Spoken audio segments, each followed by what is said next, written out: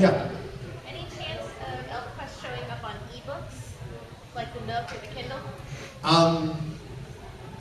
So there's certain things I can't talk about yet, so. There There are talks. There are talks going on. I know nothing about it though. Sit on the toilet. Yeah. Any other questions that I don't have to skate around? Do you like being the voice of Zentiro from Kodacha? I hope I'm pronouncing that right. You guys seen Kodacha? Yeah, I played Zenjiro on that buck-toothed teacher. That was a really fun part. I love doing that one. That was actually one of my favorite roles, but a lot of people don't know. How many people have watched it? Raise your hand. I think I can. It's not too bad, I guess. Yeah, small handful of people. Yeah, I think it's one of the funniest shows we do. Yeah, it's up there with Shin-Chan and stuff. And on Shin-Chan, I play Grandpa Jin. Have you seen that? Oh, sweet. Yeah, that's a great part, isn't it? Typecasting. Let's get that old guy Sonny to play it. Yeah. Any other questions we have? Yes. Okay, so your band, White Girls, you said you never dressed in drag, but didn't you play a drag queen on Orange High School Host Club for like 3 episodes? Yeah, there's like 2 major drag queens. I'm one of them. I'm the ugly one. I played Mizuzu on that. Yes. That's 10 refresher points for asking. Thank you so much. I love you! Any other questions that involve me talking to Greg? Yes? Okay, I think your wife has to do this on Thursday. But...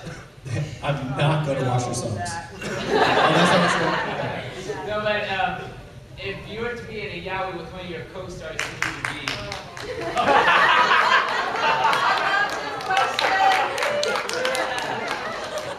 And don't say Mike this time.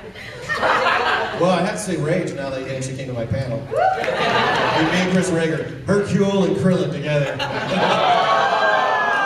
Come in, baby. Oh my God, Krillin, put your pants on. You know you want it, propeller.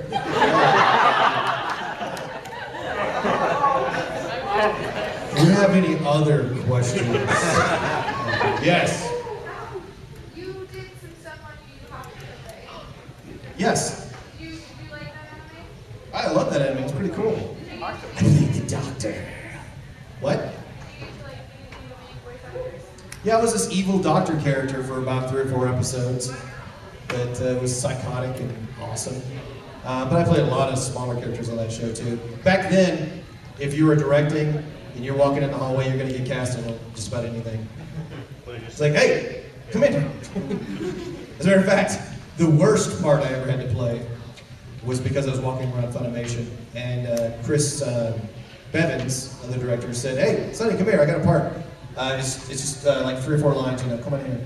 And it was a dude buying soiled panties from the soiled panty store, which I didn't know existed. And I was like, gross! Gross! I mean, I'm into some interesting things, but I don't know. Why would you? Wash them. Anyway, so then he goes into an alleyway, or anyway, things happen. Anyway, worst part there, but the most disturbing thing about playing that character was that I wasn't disturbed at all, really. That's why I go, there's $50. It's not when and people ask, what show is that? I'm like, I don't know. I didn't care to know. Yeah. Okay, Hannah wants you to do the voices of your dogs, Dimsdale and Nicole. Do the voices of them. I have 3 dogs. They are all Chihuahua mixes. 2 of them are Chihuahua Poodle mixes, and the other one is a Chihuahua Pug or Chihuahua Terrier. We're not sure. We think he's a Chihuahua Pug. But really, and every night they say goodnight to their mom over here, and one of them says to me, looks me in the face, and goes, well, the daddy. Once again, we meet on a field of battle. And then chaos ensues every night. And the other one just calls everyone stupid. She doesn't really say you're stupid, she just hears what you say and goes, oh my God, oh my God. Yeah, that's what I'm saying. More people saw Kodacha. Did you know the longest will go on? Really? Yeah. Wow, let's check it out. Any other questions? Yes? Are you familiar with Dragon Ball Z Abridged, and would you be willing to say a quote from it? Did you just come in? Yes. Oh, okay. Yeah, answer that question. What quote would you like me to say? That thing's a guy in response to Krillin the first time he ever saw Frieza. So he's like really shocked. You ready? Yes. That thing's a guy? Well, shake it, baby. Sir. What was your least favorite line as Krillin, or what was your least favorite episode Krillin was in? My least favorite line from Krillin was Mondo Cool. That was from the first series, and I was like, I look at the script, and you know, we sometimes do some rewriting if we think the writers have gone nuts or they're smoking too much at night. And I looked at Chris and I said, really? Mondo Cool? And I said, I remember that like 10 years earlier before that line, when people were trying to say Mondo as something that was cool, and it lasted about a week. You know, it's like, really? Okay, Mondo Cool.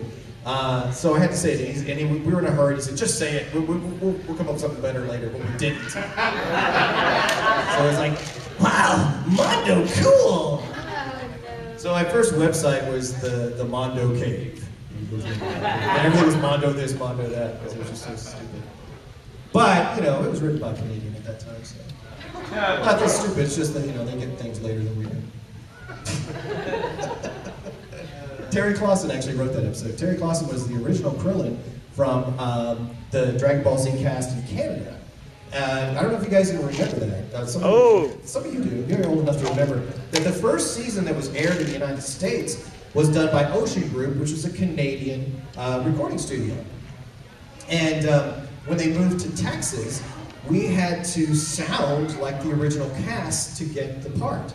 And Terry's voice, he did Krillin, and it was more like, come on guys, let's go! Wait for me, eh? So, I got the part because I could sound like that, but the first week I was recording, Barry Watson, who was the director at the time, he said, you know, that sounds just like Terry Clausen. We recorded in Texas, by the way. That sounds just like Terry Clausen, but I hate that voice. Is there something else you can do? And I went, well, like what? And he said, well, you know, Krillin's a midget, but he's the world's strongest human being. I went, okay, the terminology lacks, but I'll say, he's a strong midget, right? It's a tough midget. He goes, yeah, well, what could you do with that? And I said, well, Popeye has been my favorite character forever. So I said, what about Popeye on helium? And he goes, well, how would that sound? I said, I don't know. So I'm like, come on, guys, let's go! Kamehameha! Yeah, let's do that. So I was one of the first people that actually got to do the character the way I wanted to do it, you know, which was awesome. And then as the series went on, you could hear everybody making these characters their own. I mean, Chris Sabat's character voices sound nothing like they did in season 1. You know, he was like, okay, that's how they did it, I'm doing it this way now. But I was just given free range from day one. No, do it the way you want to do it, which was cool. What time is it now? 2:18. And until what? We don't know. I think Jared 2:45, I think, right? Okay, any other questions? What took so long for to get the dubs past the Frieza saga? And then I'll never be like on Tsunami, like this year we're getting to see Goku with these guys. I'm like, well, no. Yeah, back then, the time it took to get things approved was a lot longer. And you know, negotiating contracts with Japan and dealing with this thing. And you know, back then we didn't even have digital recording. We were recording on tape. You know, so things moved a lot slower back then. Nowadays, I mean, they'll be doing something in Japan, and we're doing it the next month. But back then, and also, you know, we have a track record at Funimation, so they know they can trust us on this and that. So approval rate goes a lot faster. But back then, negotiations took forever. So that was a hang up, like past episode, like I was like 53, like it literally seemed like. Yeah, because we were waiting to get approval. Okay. Yeah. And you know, and then we had to show them what we just did. That had to be approved, and then they had to tell us what they liked about it, what they didn't like about it, and then it took, you know, several months for that process to happen. And it really could have killed the show, but it didn't, luckily. But yeah, for a while they're just showing nothing but these reruns, right? Yeah, that's what, about 14 years ago. I Yeah. was in high school, so. Yeah, technology wasn't what it is today. Any other questions? Yes. So if you're involved in a lot of projects, how often do you have projects How many times I have projects that don't pan out? All the time. And just like in voice acting, I tell people, you know, I audition 10 to 12 times a year, and I get maybe 2 parts. And your job as a voice actor is basically auditioning. As a cartoonist, you should always have as many lines in the water as possible, and just see which ones bite. My studio is full of stacks of sketchbooks of ideas that'll never see print. You know? Although they tend to lead to other ideas that will.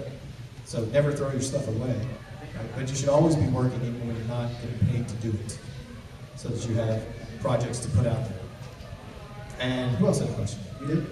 Okay, so there have been like tons of Dragon Ball series. There's the original, and then it just like kept going and going. Do you think they will ever like officially end it and it will be done for good? Hope not. Who knew that 14 years ago I could still be making money off of this? And I love the series. I think it's wacky. But I think as long as they can figure out a way to make it appealing to people, they'll keep putting them out.